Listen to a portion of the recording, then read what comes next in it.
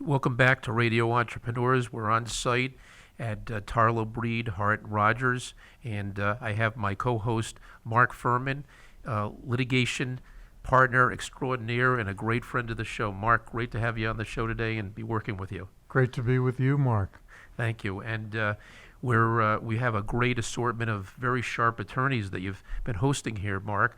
And the next attorneys we're going to have are Lisa Cukier, and she's the partner at Burns and Levinson, along with Bryce Helfer, who's an associate.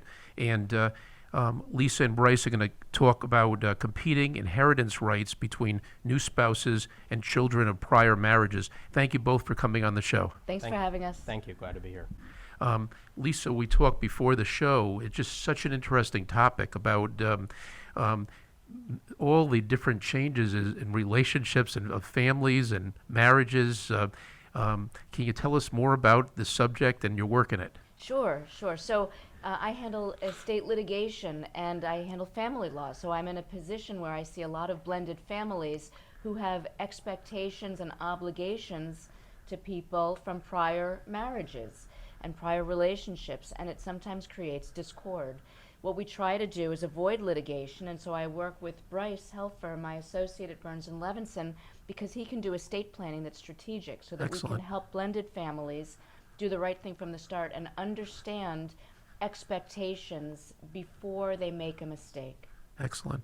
You know, what's interesting is I think this subject has become more and more not only important, but I think it's now the norm, not the exception. I remember years ago, I always am an entertainment junkie. There was Anna Nicole Smith, who married this 89-year-old Texas billionaire, and then after he died, there were issues with the billionaire's son and the family, and then her inheritance rights and her son's inheritance rights, and in the end, the son of the billionaire died, her son died, and she eventually died, and I don't think she got anything. And so I think what you're talking about, the idea of dealing with these issues before situations happen.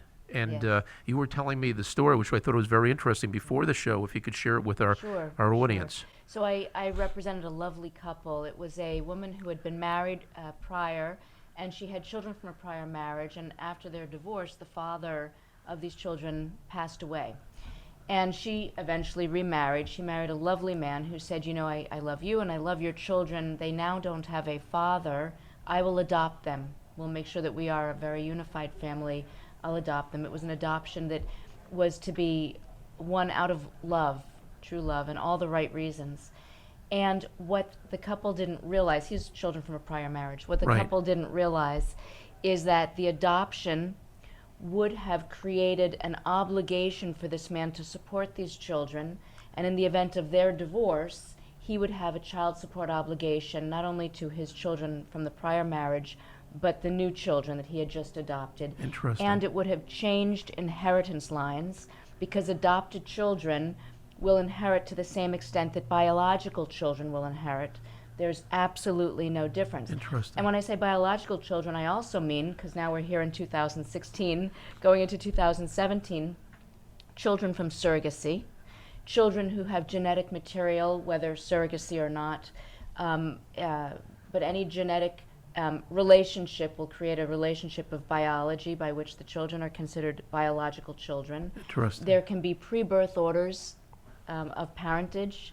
And so there's many ways now that you can have a parentage relationship that will create a change in lines of wealth later down the line.